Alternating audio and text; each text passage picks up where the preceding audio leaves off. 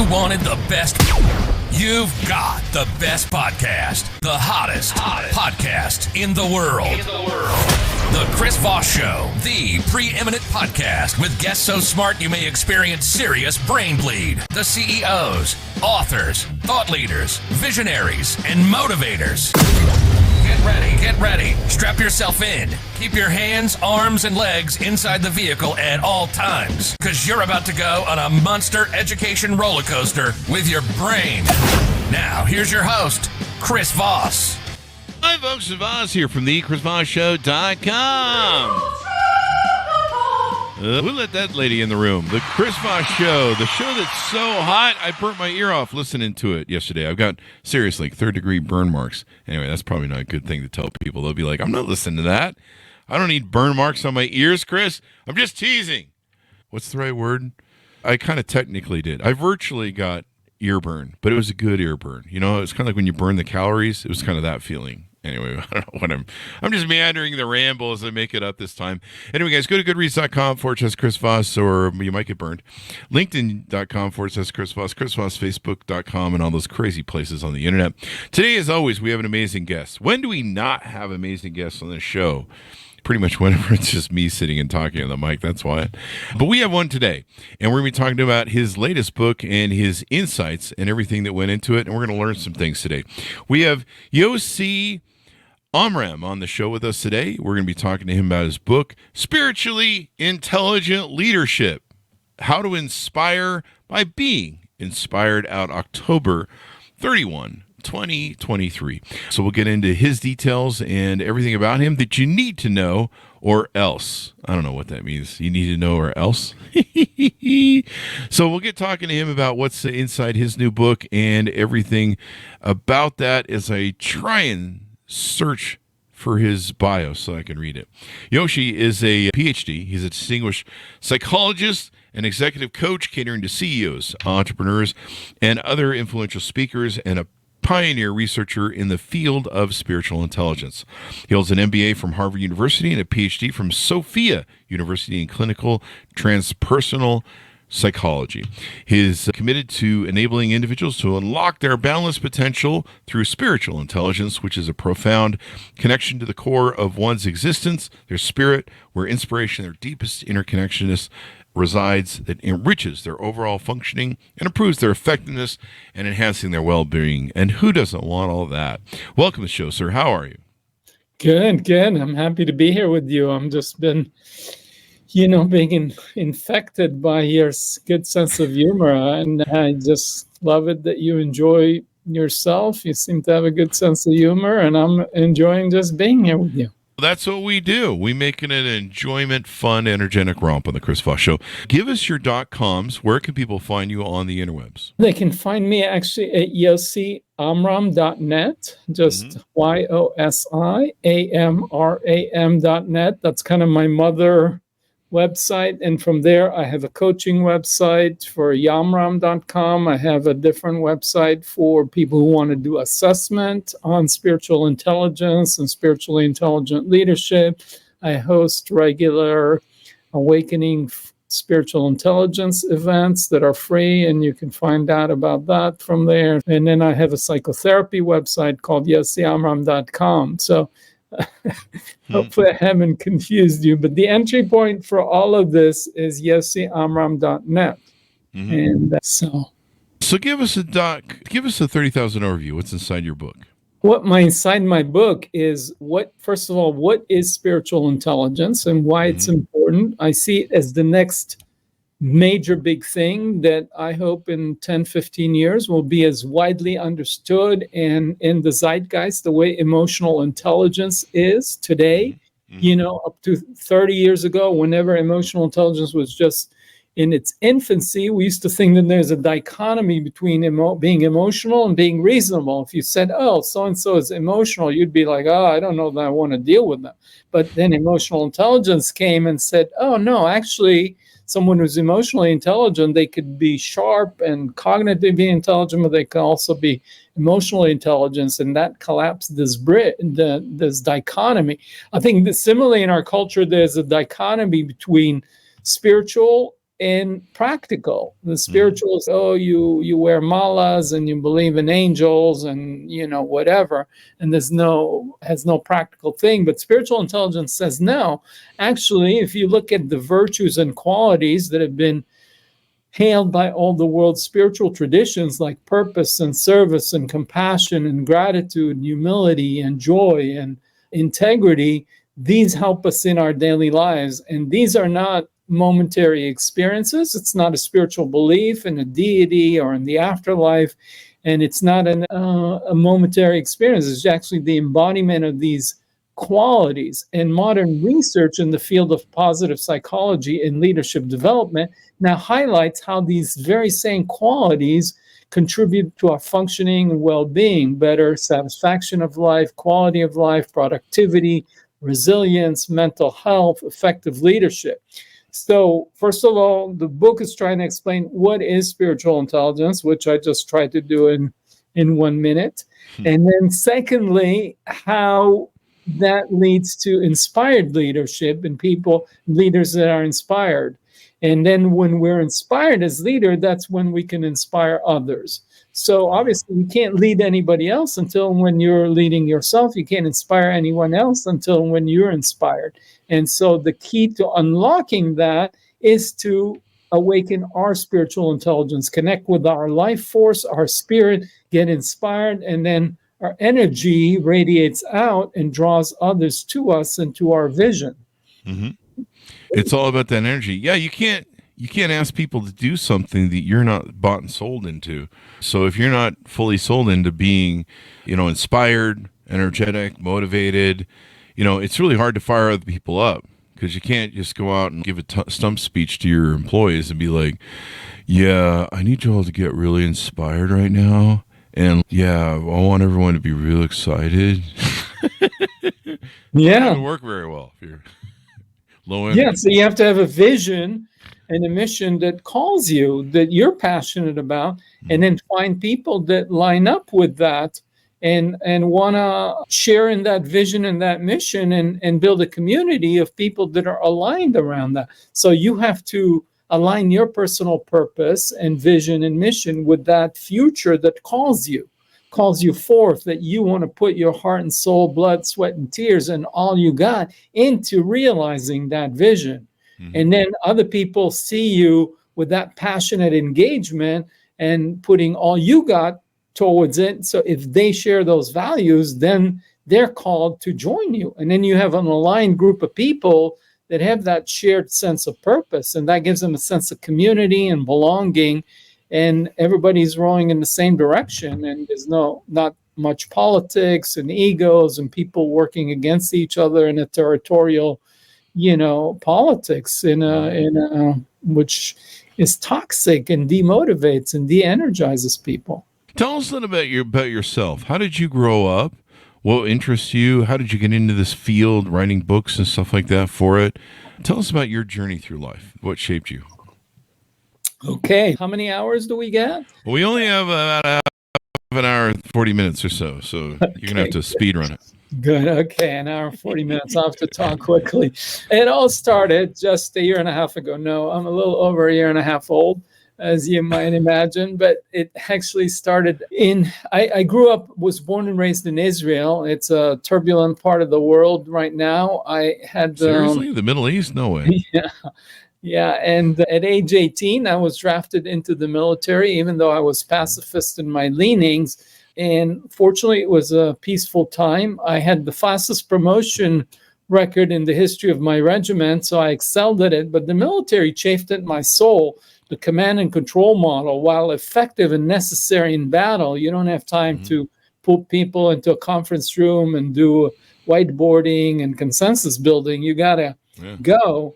And that's effective and necessary in battle, but it doesn't inspire and motivate the best in people. I resolved that someday I want to build an organization based on different, more humanistic values that pull and bring out the best in people. And that led me to come to the U.S. and study and went to MIT and Harvard and all of that, and then become an entrepreneur. I started and ran 2 companies that had the good fortune to take public. And they were sort of my experiments in trying to build an organization that brings out the best in people.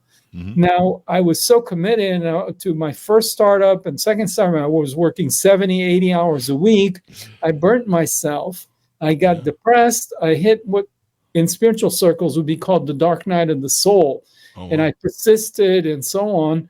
And out of that, I had a spiritual awakening where one time I was lying on a massage table. I was relaxing after our public offering. Our stock price was going up. I was running around like crazy trying to keep up with all the business.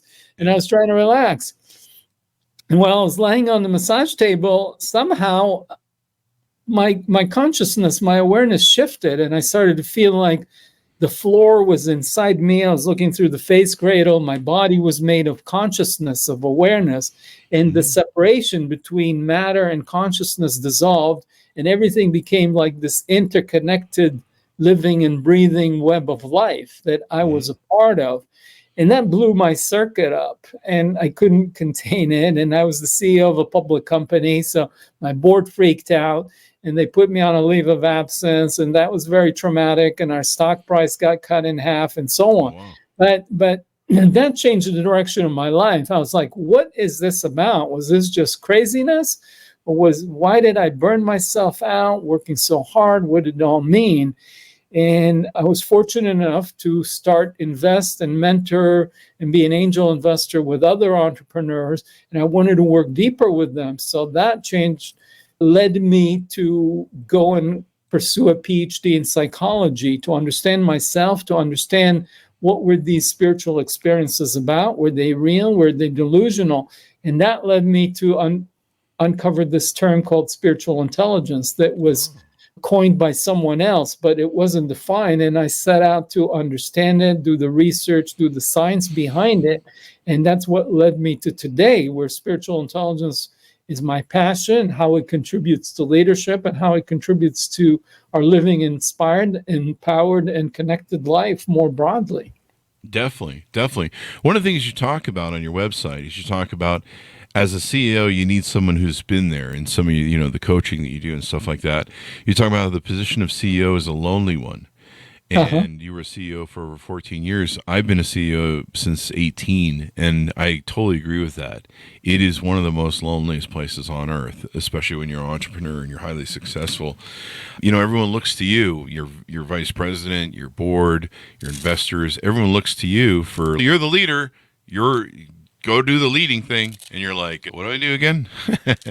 And it's hard because there's no one behind you that you can really turn to and be like, hey, so does the buck stop with you or does it stop with me? And they're like, no, it stops with you, eh? And you're like, damn it. There's nobody else. That's one of the things that you find in being an entrepreneur is that loneliness and that alienation sometimes from other people, because you can't, it's a lot of stuff you go through, a lot of the self-accountability and a lot of the self-actualization that you have to deal with. It's a lonely road, man. You're the one on it, and everyone heaps everything on you and be like, you're the leader, go do that and carry us all out of here. And you're just like, that's a lot of work. Thanks. That's fine. Yeah, and what do we do in the moments when we're down and we're feeling insecure? Alcohol, sex, and hookers. Drugs and hookers. Okay. Did I get the answer right? No, I'm just kidding. I don't know. That's an old call. How's it working for you? Hookers and blow. That was the joke I was searching for. Not in that order. People always ask me on Facebook. They go, what are you doing, Chris? I go, hookers and blow. What are you doing tonight, Chris? Hookers and blow. Not in that order. And it's the not in that order that makes it kind of funny because you're like, what? Anyway, so that's not the correct answer then, hookers and blow. All right. Note to self. So through your book, you help people turbocharge their emotional intelligence with the power of spiritual intelligence. Tell us what that looks like or what that feels like, or how do you get people turboed up? You got to get some nitrous and jam it up their bum, or what do you got to do there? You got to connect with your spark. You got to find that sacred spark that's inside all of us, which is our life force. And so it has to begin with connecting with our spirit. What is spirit? It comes from Latin. The root is spiritus, is the animating breath of life. And thankfully, we're all here still alive, and we have a life force. And that life force is incredible. It's a miracle. When we connect with it and we bring awareness and fan it, then our flame burns hot, and then that draws others to us. We have to connect with our sense of purpose, why we're here, what gifts life has given us that are unique to us. And because when we express those gifts, that actualizes what we're here. If I give you a gift for your birthday, and then a month later I come to your house and I see it was never unpacked, I'm going to be disappointed. Hey, why did I give you that gift? Now, life gave each of us a gift, which is, first of all, the gift of life. Second of all, it's our unique talents and superpowers. Whether we're a musician, we're a singer, we're a mathematician, we're a programmer, we're a graphic designer, each of us have our unique gifts. And when we actualize those gifts and use them to contribute and make a difference, then our life has meaning, has purpose. We know why we're here. We have a reason to get out of bed in the morning. So it's connecting to our life force, connecting to our gifts, giving our life meaning, giving our life purpose.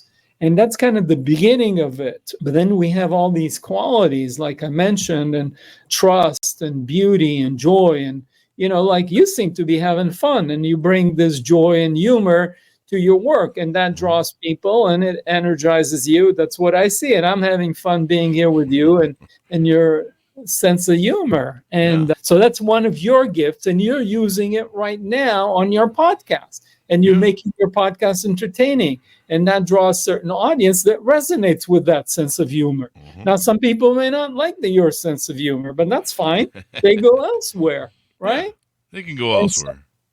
They can go elsewhere. That or they can keep listening, see if something finally strikes their fancy, I suppose. Yeah, exactly. Okay, so you take yourself lightly also. You're like, okay, this is me. And you have the courage to be your unique, authentic self. So that's your authentic self expressing. And then the people who resonate with that join your podcast, and your podcast is doing great, right? Yeah. And it's because you chose to leverage your unique strength, be who you are, and let people who resonate with that join you. So right there, you're a good example. I try to be a good example. You got to enjoy life. You got to, like you say, we try and inspire our audience on the show. And if you want to, get people fired up, you want to get them excited about what you're talking about in life, it's all about the energy. It's funny. One of the things that our audience tells us about the show is a lot of times they listen for the first 10 minutes and they listen to see if the guest is interesting. And then they listen for the guest bio, and they want to know if they, who is this guest? Is this topic interesting to me? Yada, yada, yada. And we always tell people that the one thing that keeps people listening, even if they're not interested maybe in the guest topic, because we run the gambit here of topics. If the guest has got energy, they're inspiring, as you put it, and they know their stuff, they've got some great credentials. You're a PhD, we have a lot of people on there, professors and stuff like that. They'll listen. They'll keep listening to them. And that's why the show's got like a 96% or 94% listen rate where they listen to the whole show. I think they cut out at the end because they know that I'm going to a new show. But then they move to that one. But that's really the key. And if the guest doesn't have energy, they won't listen to the show. They'll back out of the show. Yeah. So you feel the person's spirit, their life force. I think sometimes they'll keep listening sometimes for me because they're like, let's see what kind of jokes Chris makes off this boring guy, or a woman. I'll try and be boring, and then you could tell more jokes. Don't do that. You're doing great so far. So yeah, and so they really love energy, and like you say, if you want to inspire others, just like your title of your book, you've got to be inspired. Yeah. You had the Emmett Shear, am I pronouncing that right? The founding CEO of Twitch, give you a plug on the book too. Yeah.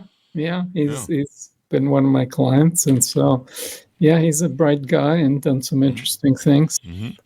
And your book won the Nautilus Book Awards Gold Medal winner in leadership. We should probably get that plug in there as well. What are some things that you do on your website for coaching for people, helping people? What sort of services do you provide there?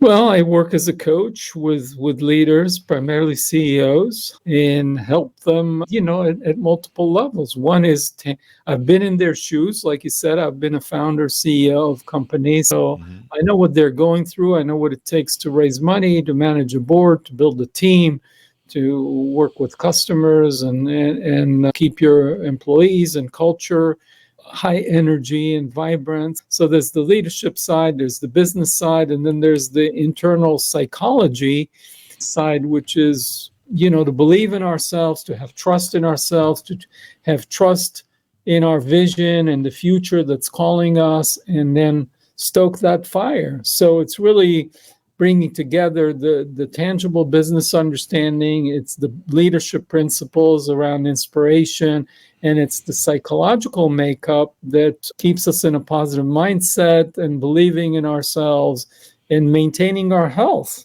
and well-being at all levels, which is physical health, emotional health, mental health, and spiritual health. Because when we're healthy and whole, that's when we're most aligned and energized and empowered. If I'm divided and I'm weak and I'm not getting good sleep, I'm not in physical shape, my energy is depleted. I start to burn out. And that's what happened to me, that led to that depression and dark night of the soul. So I know that can be happen to anybody. And I help my clients make sure that they are in the top of their game, because, everybody's looking at them. And when people come into the office or watch their leader kind of depressed and down, there's something wrong with the business. What's going on? And then they lose motivation, energy, and confidence. So as you say, it's the energy you're putting out, but it has to be authentic. You could fake it for a while, but after a while, that depletes us more when we're feeling discouraged, depressed, depleted inside, but we're putting out this brave face. That starts to feel like the imposter syndrome, and over time it doesn't work. We get more depressed. Oh yeah, totally. It can really make a difference in everything you're doing and leading. So you've got the book there. You've got some resources for meditation. How important is meditation in what you do in the services and trying to get people on the spiritual path? I think meditation could be important. It's one tool. There are other tools. Other people pray. Other people spend time in nature. I mean, the point of meditation is to connect with ourselves and to learn to read ourselves, our cues. What are we aware of? What is our emotions? If we're not self-aware, where are you going to find your power? You can't find your power out there. You can't find your wisdom out there. You have to find your wisdom. It's your wisdom. It's your power. It has to be inside you. And so you have to be able to read yourself, be attuned, be self-aware. So, if you're getting angry, you're aware you're getting angry, but you're not acting it out. And sometimes being angry is fine as a leader. It gives you the energy and motivation to put your fist down and say, stop, no, we can't do this, not acceptable. You put a boundary. But if you're not aware that you're angry, you might just start screaming and cursing and whatever, acting out your anger, as opposed to channeling that energy in a positive way. So self-awareness is super important, to be aware, and meditation can help us know what's happening and tap into our intuition. And, we have to do all the analysis, the analytical thinking, the spreadsheets and all of that. But at the end of the day, as a leader, you also have to tune into your gut. What's true? What's your North Star? And meditation helps you be in touch with yourself, so you could sense, is this resonating as true or not? Am I getting more alive, more open, more spacious when I think about this, or am I contracting, shrinking? My breathing is stopping, and I'm sensing there's something about this that doesn't feel right. So reading the cues and the intelligence of our body requires, that self-awareness, that self-knowledge. And that's been, from the Greeks, they were talking about know thyself. Know thyself is kind of a key thing. And I think that meditation is a helpful tool. There are other ways that people can tune in and be in touch with themselves and their inner wisdom. But I do recommend meditation, but it's not for everybody. Yeah. So, I mean, do I have to do the whole meditation if I want to get spiritual? Do I got to sit and do all that yoga-ish sort of meditation, or is there some other ways I can get around it? Like, I'm not a religious person. I'm an atheist. And is there other ways I can spiritually connect with myself? Again, so let's first of all this differentiate between religion and spirituality, Okay. and that's key. And I'm glad you're bringing this up, because I have clients across the spectrum, from devout religion to devout atheist. And you could be a spiritually intelligent leader or person and be an atheist. So if you go back to this list of qualities of purpose and service and humility and gratitude and beauty and integrity, you don't have to be religious or even spiritual to have integrity, to have a sense of purpose, to express gratitude, to practice forgiveness, to practice compassion. These are values that are now in modern positive psychology are understood to be strong contributor. You could be a spiritually intelligent person and be an atheist. There's no issue with that. And if you don't like meditating, as I said, there are other ways. The key is to know yourself, whether it's through journaling or through just contemplation or through taking time and going for a walk in the woods or going scuba diving or going swimming. Different people, clear their mind, tune into their intuition, and get access to their inner wisdom through different tools. Meditation is one, but you don't have to be a meditator to be spiritually intelligent. I usually get most of my meditation experience walking through woods, as you mentioned. But usually it's carrying a body of my enemy, and we're going to bury them in the woods. So that makes me feel really good. So, I mean, I think that's kind of meditation. Is that how that works? Whatever works for you, Chris. I mean you know Chris better than Yosi. Yeah. Chris knows Chris better than Yosi knows Chris. Yeah. So. Actually, it's more meditative if you let them dig their own grave. You don't want to dig it because that's not very meditative. It's not very peaceful to sit there and dig. So you have them do the digging, and then you just tell them, don't cry so much. Just dig. And then that's very meditative. Anyway, I'm just kidding. Don't do that, folks. Attorney said. But it's interesting you go to the woods, because in the woods, in nature, we see the creative intelligence of life. Oh, yeah. And when we see the creative intelligence of life, we're part of it. And that puts us in touch with that mystery of the life force. Yeah. That's why I tell them, shut up and dig. I'm trying to meditate here. That's why I tell my enemies. Yeah, your enemies. Digging the hole. So there's that. You got that going for you. Anyway, what have we maybe touched on or teased out about your book and some of the things you do privately in your courses and helping people with leadership? What's the question again? I missed it. What have we talked about maybe that we need to cover? I know you have a couple courses here, private or community coaching, private, confident, and CEO coach, 360-degree feedback. Tell us about some of these things you do for services on your website. As you mentioned, I coach CEOs. One of the things I do is I sometimes work with their team, and sometimes I do a 360 feedback where get feedback from their team. And I have an assessment instrument called Spiritually Intelligent Leadership. You could do a self-assessment. You could do a 360 where other people around you rate you. You could find how your self-perception maps in with other people's perception. You might discover pleasant surprises. You think, oh, I'm not so funny. Or maybe you think you're very funny, but other people don't find it, or vice versa. So you can have pleasant surprises. You can have yellow flags. You can learn about yourself. You can learn about how other people. The other place where I bring this to work, and I haven't written a book about it, but someday I will, is about in relationships and couples work.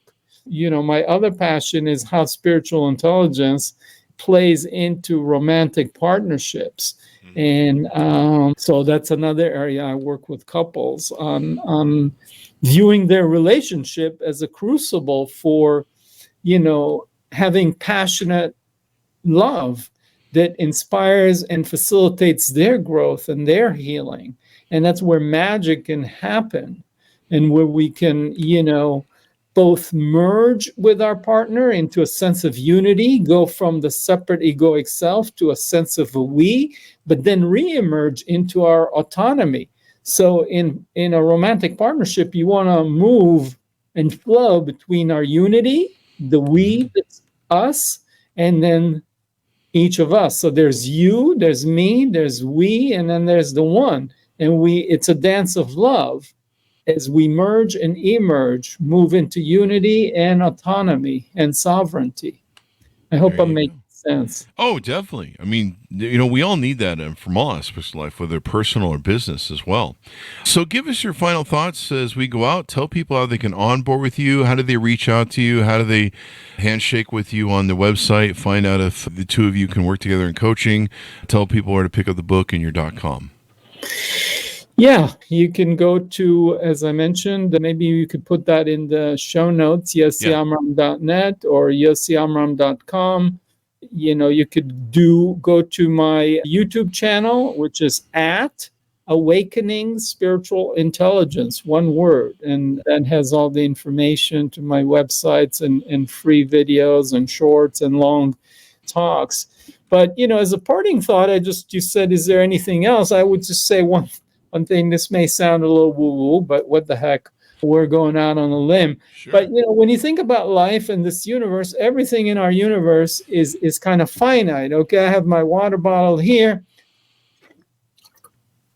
I took a sip. There's less water there. I have $100 in my pocket. I give you one. I have one less dollar. But what in life is self-generative and unlimited? It's love. If I have love in my heart and I share some of that love with you through some kindness, through a joke, through a compliment, however way it is, I don't have less love in my heart. I don't have less kindness. Actually, my heart's capacity for love and kindness and joy grows. And I would just encourage people to tune into our heart's capacity for love and kindness and joy, gratitude, appreciation, and spread that around you, whether it's your work team, your personal relationship, your neighborhood, with the cashier in the supermarket. And life is just flows through us and we feel good. And we share these moments of connection. And whether it comes back to us or not, we feel better about ourselves and how life expresses itself through us. Oh, most definitely. Feeling better about ourselves is everything. So thank you very much for coming on the show. We really appreciate it.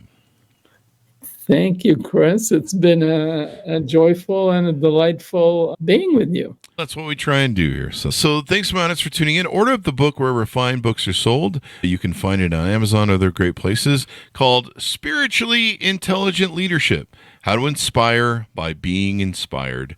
Thank you very much, sir, for being on the show with us. We really appreciate it. Thanks to Arnett for tuning in. Go to goodreads.com/Chris Voss, LinkedIn.com/Chris Voss, Chris Voss One, the TikTokity, and all those crazy places on the internet. Be good to each other. Stay safe, or else we'll see you next time.